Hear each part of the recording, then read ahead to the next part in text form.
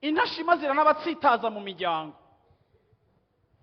Ndakunda kubwira abantu ntuzu nakore n'ikintu na kimwe ufasha umuntu witeze ko gushima, kuko satana azoguhuza n'intashimwa ku nzira yawe, uyirihire minervare uhejeje kuvuge canka kuvume ngo nije namurihiye reka sha iyo ndirimbo.